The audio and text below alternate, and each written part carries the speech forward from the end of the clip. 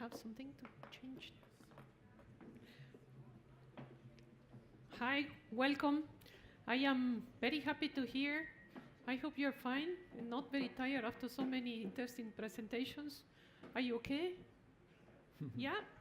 I was wishing to hear, yes, we are okay. So again, are you okay? Okay, so that means you are ready to hear something about cybersecurity. Let's start with the topic. I cannot thank Dirk enough for being so telling you guys a lot about cybersecurity already. So for sure, it's going to make my presentation easier today. So let's talk about cybersecurity and cybercrime a little bit, and how are we, as a global end company, Siemens, are we addressing the topic, and what do we think and what we have learned that is important.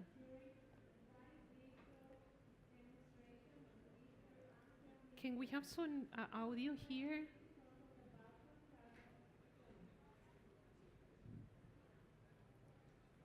Sorry?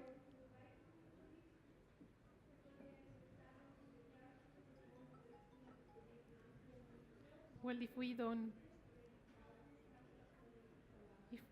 can we fix that, or should I continue then?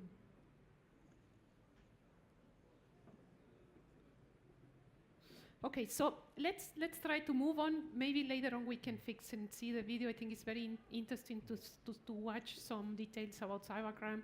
Although I think you know that, and you are very sensibilized on the topic already. So the fact is that with digitalization, the world is not only increasing the software that we are using for digitalization, but is also increasing the interconnection. So there are some numbers here. About 20 billion of connected things are going to be connected in 2020. And I always say that it really doesn't matter how many devices are we going to have interconnected. The fact is that interconnection is increasing. And the fact is as well that this digital world is a world of software. And as you all know, software includes vulnerabilities. The way I define vulnerability is a function or the misuse of one function that was programmed into a software. And at the other side, we all know that there are some actors, called hackers, some persons that have motivations to use those vulnerabilities and to misuse those functionalities that are programmed in the different software. There are different kind of motivations. Some of them they are interested in stealing information. Some of them are interested, of course, in stealing money. But worse than that, there are some terrorists interested in using these kind of vulnerabilities to perpetrate terrorism. And so these are the kind of motivations that we have, and these are the kind of complexity and risks that we have in the world today. Now, something that concerns us a lot is not only the IT environment, meaning the infrastructure that we have for supporting our IT systems. One of the biggest concerns we have in the cybersecurity is that the OT, meaning the operational technology sitting in the production sites, this environment is getting more and more connected, and therefore the robots and the controllers that we saw before, that they were not connected to the network, they are connected now. And this is increasing the risk, and of course increasing the surface of attack that we have in the OT environment. So this is one of the biggest concerns that we have, and this risk is going to grow and explode the more connectivity we have. And I mentioned already in the past, 20 billion of devices will be connected next year already. So let's see what is it that we, as a global company, are doing to address the situation.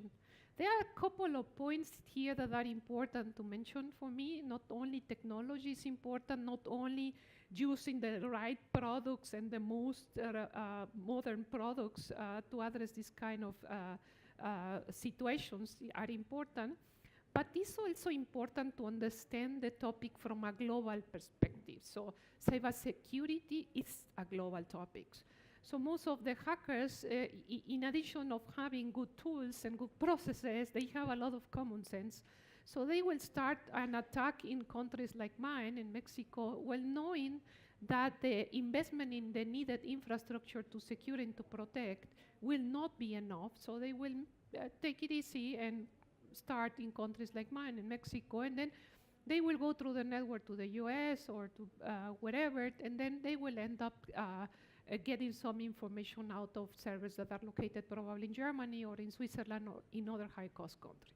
So this is a global topic and it has to be understood like a global topic, including understanding the different cultures that we have around the globe.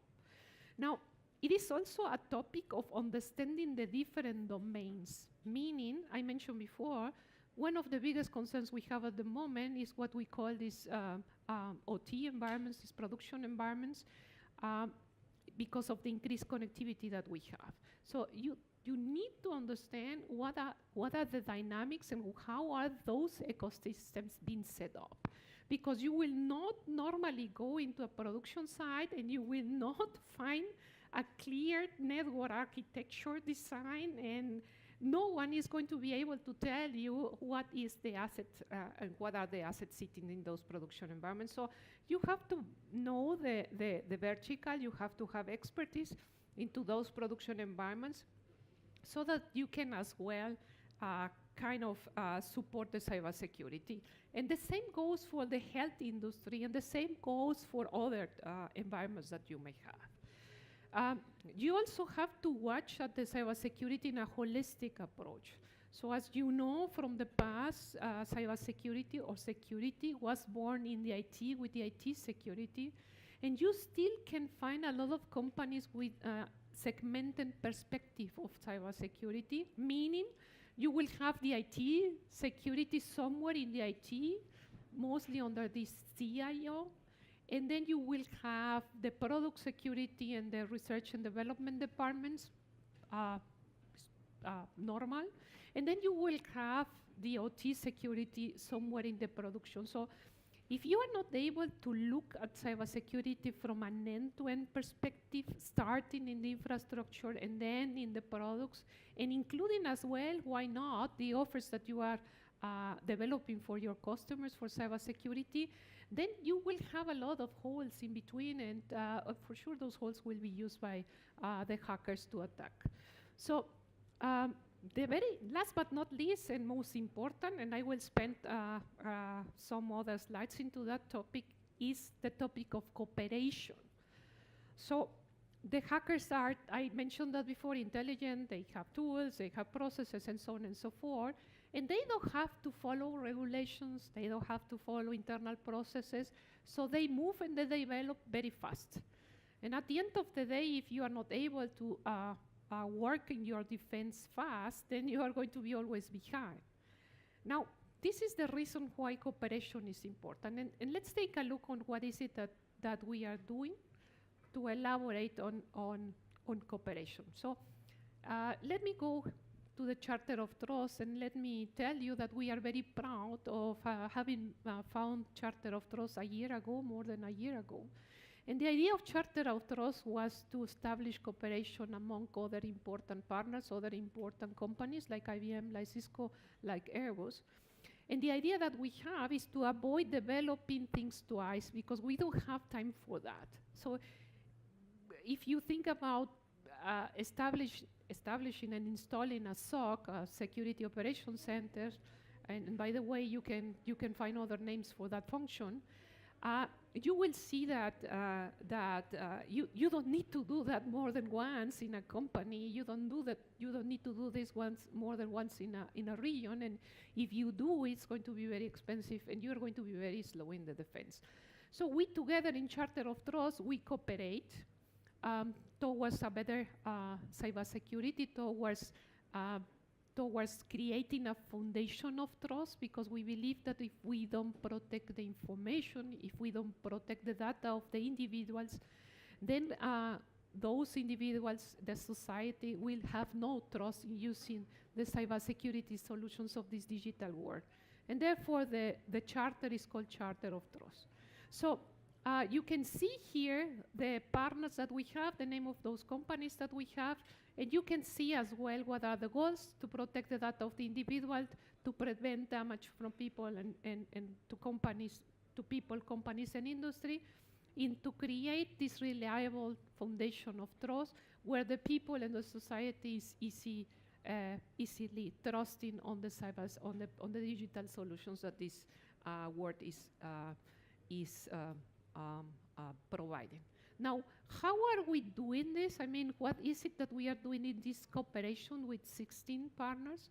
So what we are doing is we are installing ourselves inside of our company these 10 principles.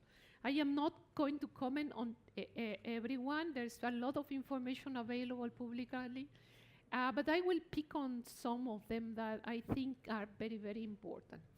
And the number one principle that I will select to speak about is, in fact, the number one, and this is the ownership. And how can you support this topic from the company perspective? And the first thing that you need to do is to recognize that it is an important topic. It is a topic that needs priority in the company. You cannot have a CISO somewhere in the organization. You need to have a CISO or a Chief CyberSecurity Officer reporting to the board every day on the risk that the company has and helping the business to understand the risk so that they, the business themselves, can decide on how much risk are they willing to take. And you, in your role of cybersecurity head, you are obligated, and your responsibility is to make the solutions available so that the company can protect themselves. So this is the principle number one, very important. Let me tell you that in my job, I go to many companies, and I talk with many CIOs and CEOs, and the very first question I do all the time is, do you know your cybersecurity risks? Do you know the top 2 or the top 3 or the top 5? And let me tell you, in some cases, I still hear that they say, don't worry, Natalia, we are good, no attacks here, and so on and so forth. And whenever I hear that, I am really shaking, because the truth is that probably they don't even know it, that they are being attacked in the time that they are speaking. So to take responsibility of this topic, to take it serious, to take it with the proper priority is fundamental in the provision of cybersecurity these days. Now, the other topic I will pick on is the security of the supply chain. And let me tell you that in the last months and years, 62% of the attacks in the different products or in the different infrastructure have started in the supply chain of that product or of that infrastructure.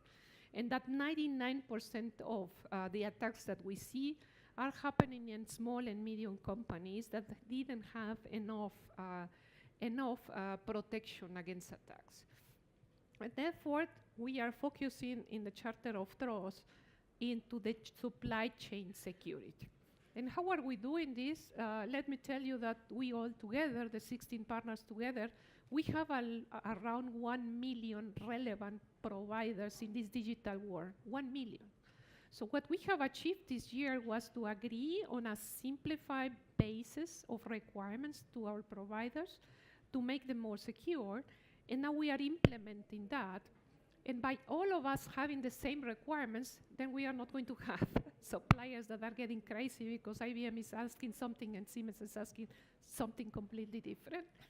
And these agreements enable us to make the controls much faster, because if one of them has checked already, then the other can trust them as well. So with the word trust, I want to close the session today and tell you thank you very much for your attention, and enjoy the Webit a lot. Thank you very much. Take care.